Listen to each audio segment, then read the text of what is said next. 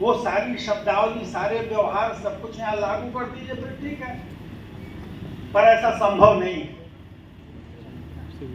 भौतिक रूप से भी संभव नहीं है और न उचित है। अगर सब कुछ होमोजेनाइज हो जाएगा तो भी क्रिएटिविटी समाप्त हो जाएगी। क्रिएटिविटी तो डाइवर्जेंट थिंकिंग में होती है, भिन्नता में होती है, विविधता में होती है।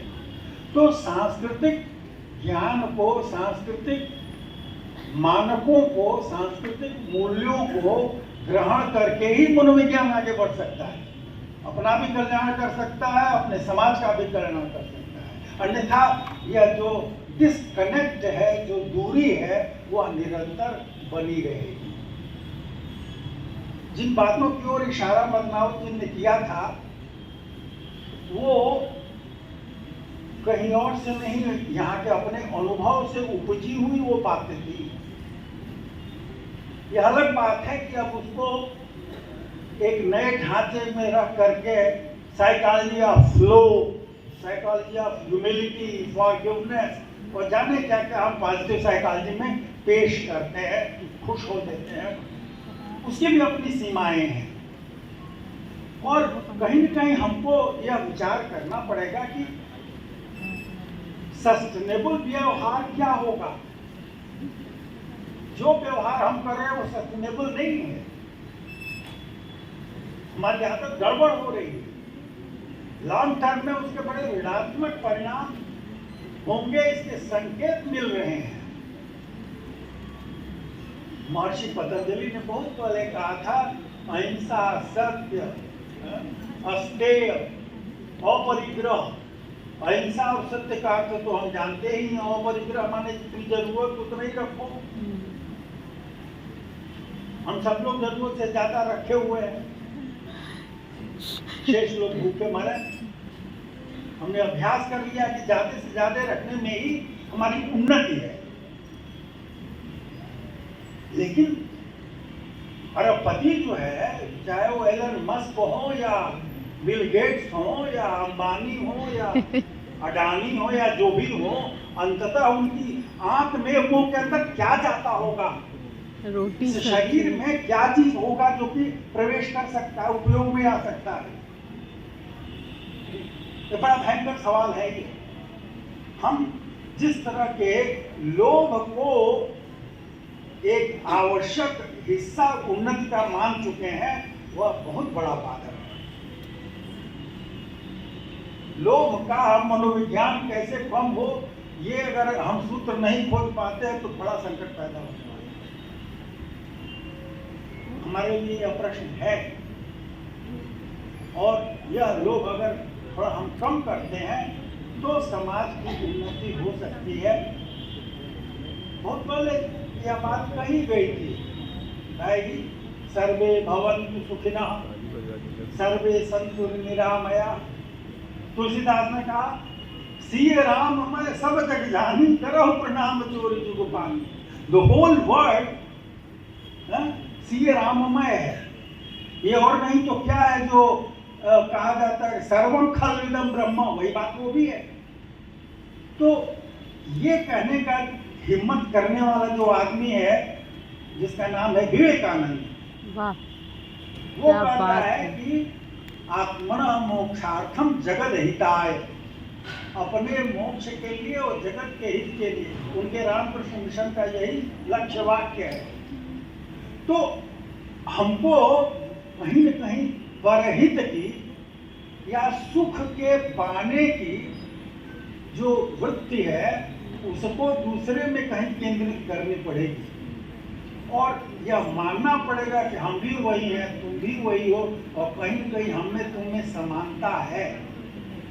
आप पूरी साइकोलॉजी को देख लीजिए, वह केवल इंडिविजुअल डिफरेंसेस और केवल डिफरेंसेस और केवल डिफरेंसेस पर जीवित है।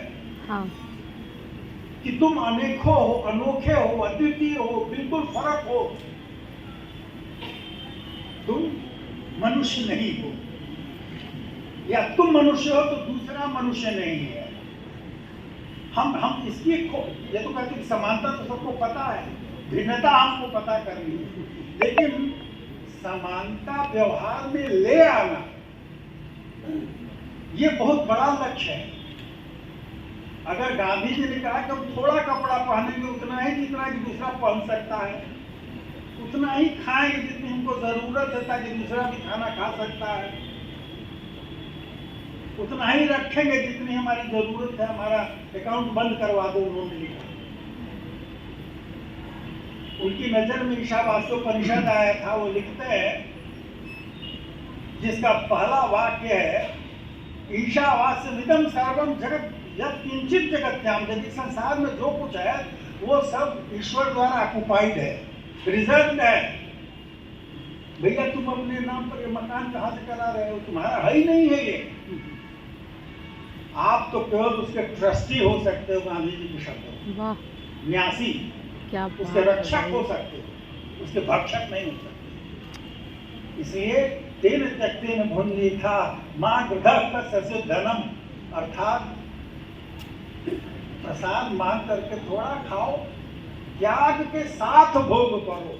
गजब। द इम्पॉर्टेंट लाइन इज कि त्याग के साथ भोग करो, भोग करो लेकिन त्याग के साथ। ये हिस्सा हम लोग कहीं अपनी साइकोलॉजी को भुला देते हैं। There are many questions which need to be recognised. हमारे यहाँ अर्थ, धर्म, काम, मोक्ष, मोटर के 4 पहिए हैं, तभी मोटर चलेगी, एकांगी मोटर नहीं चलेगी।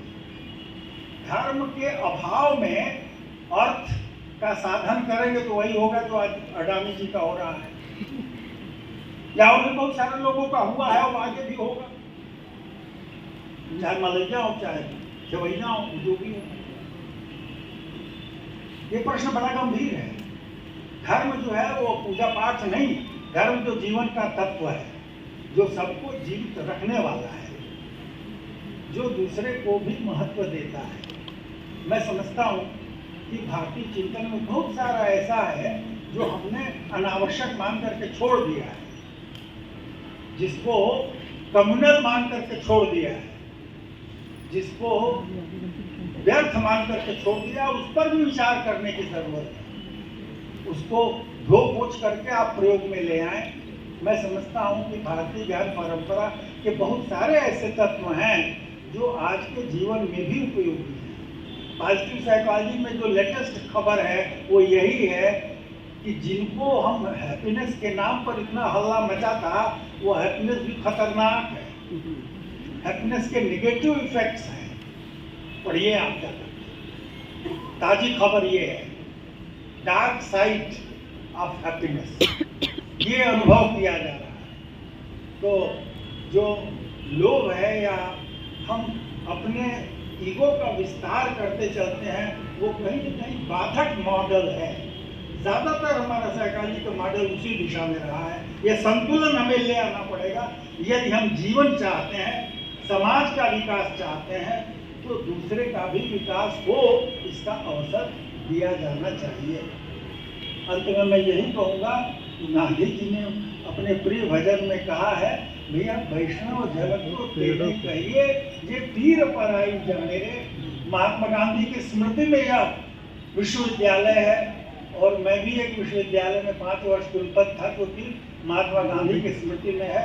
मैं उनकी स्मृति को नमन करता हूँ, और यह विश्वविद्यालय उनकी स्मृति से जुड़ा हुआ है।